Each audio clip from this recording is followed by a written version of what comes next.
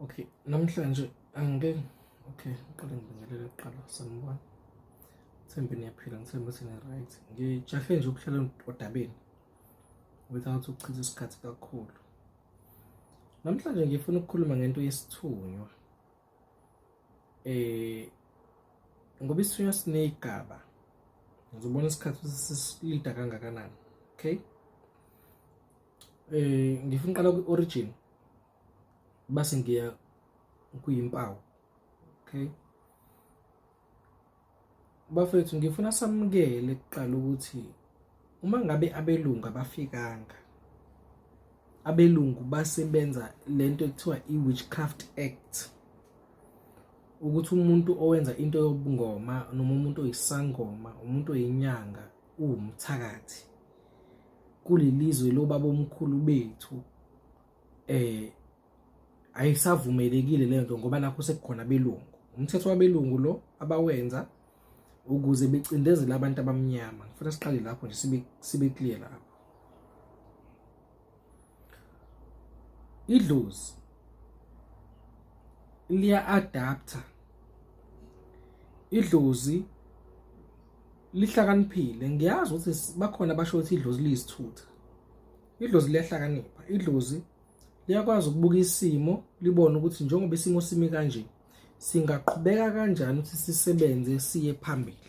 Right? Na ngifuna ukwenzela umzekeliso ngento ozibamba uyibuka abaseyenza isense kuwena. Nizoxola ke ngoba phela nginazo izinto zokudweba nakho konke lokho. So I'll make the resources which are accessible to me available for you.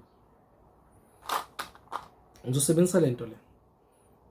Yebo, yama chakra stones, but I'm just making an example ngayo, so it's got no significance kuma chakra stones. Now I need you to focus. Asithi la kwakuyidlozi leli. Kwakuyidlozi. Kwidlozi yase yavalwa into yedlozi sangoma lesi esilaphayo abantu, and lesangoma lesi esilapha abantu savalwa ngenxa yokuthi kuthiwani, kuthiwa ubuthakathi lento kusho amangisi. Base kuba khona i-generation elandelayo kini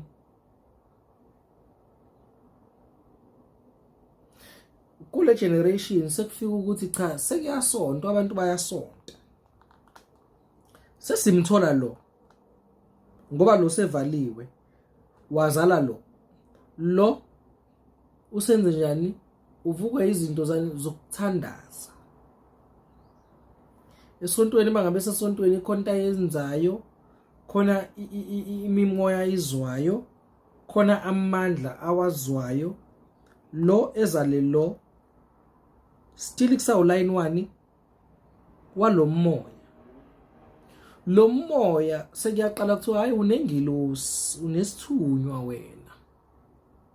Njengoba unesithunywa, khumbula ngithi bavaliwe labo bavaliwe. Njengoba unesithunywa wena usho ukuthi usuyathandaza wena, uyakhuleka kakhulu, wena usebenzisa amanzi kakhulu, impande awuyisebenzisi, umuthi awusebenzi kuwena. Lo azale lo njengoba ezala lo uzithola unomunyu, akakwazi ukuhlala nabantu abaningi. Lo uzithola ekwazi ukuhlala yedwa nje, ezosengathi khona ama voices la ekhanda lakhe, ezosengathi khona izinto ayicabangayo, azibuza ukuthi why ngicabanga lento. Lo azale lo sekutholakala ukuthi hayibo lo ukwazi ukubeka nje isandla kumuntu amthandazele, lo muntu base yaphila. Hawu lona bangabe thandaza uyaqeqebula nje, futhi kuyezwakala ukuthi khona amandla kamoya oyingcwele lapha phakathi esontweni. Yeah. Lo azale lo uthola ukuthi hayi lo uyakwazi ukwenza lento eyenziwe lo. Uyathandaza lo, uyabalapha abantu bayakwazi ukuthi nje bavuka beyizishosha phansi. Futhi lo athola ukuthi hayibo ngikwazi ukuthi umuntu ngimphuzise amanzi aphile, ngikwazi ukuthi umuntu ngimise esizibeni aphile, lo muntu ngikwazi ukuthi ngimise olwandle aphile, lo usebenza ngamanzi kanjani? Lento isho ukuthi yilo oadaptile, washintsha, wafunda ezinye indlela zokulapha abantu. And njengoba kade kulandela igeneration elandelayo, nale generation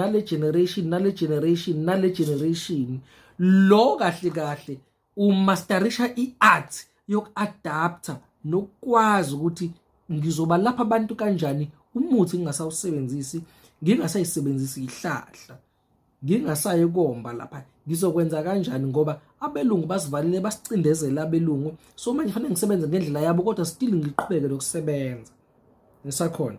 Then sekuwena ke lo, wena la usukwazi ukwenza zonke lezi zinto ebekade zenziwa yilaba, kodwa manje ngenxa yokuthi wena usufike ngesikhathi senkululeko, i-liberation ne-freedom le yafika ngo-1994 la e-South Africa, usuba confused wena ngoba bonke laba bayakwazi ukwenza into kamoya, kodwa manje nalo usiyasukuma uyavuka ukuthi hayi bo, kahle original isiqhamuke empandeni, khona impande khona.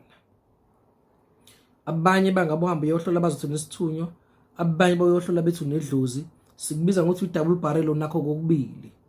Ngamanye amazwi yakwazi ukumbeka umuntu isandla umthandazele, ngamanye amazwi yakwazi umuntu umfake emanzini ephile, ngamanye amazwi impande kahle uyayazi ngoba nango wayenza yonke into yempande, inkinga wase wacindezeleka.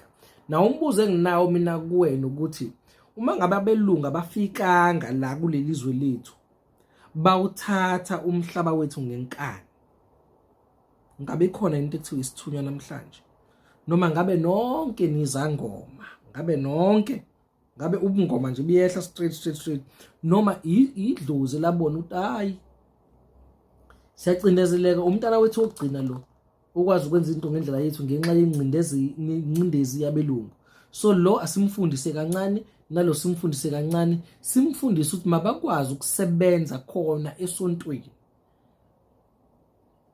Impande yethu akube impande kamoya manje, bekungabe impande yihlahla.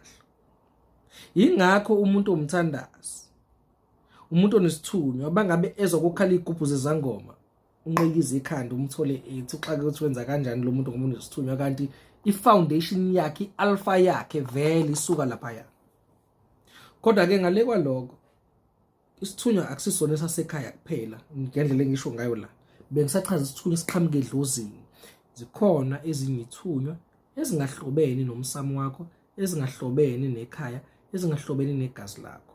Sazofika futhi lapho. Siyabonga, siyanithanda, yebo, siyanifundisa, siniqaqe ingqondo, yebo, ya ngishaye ngayisimplifya, ngayenza nge-lower grade. Thanini, siyabonga baba, nami ngiyabonga.